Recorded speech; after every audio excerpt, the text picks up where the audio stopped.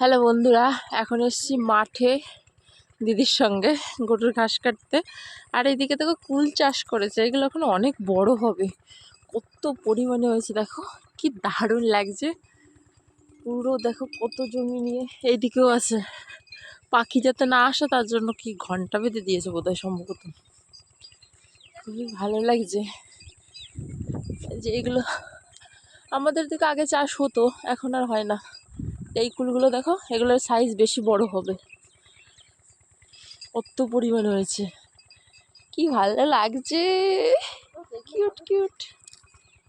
এগুলো পাকেনি, এগুলো এখন খেতে ভালো লাগবে না। শুধু বাগান আর বাগান, কুলের বাগান। গাছ থেকে কুল খেতে যে কি ভালো লাগে, কিন্তু এখন ভালো লাগবে না, এখন পুরো নালা নালা কোষ্টে কোষ্টা। কেউ নেবে কিনা আমি কি করে বলবো।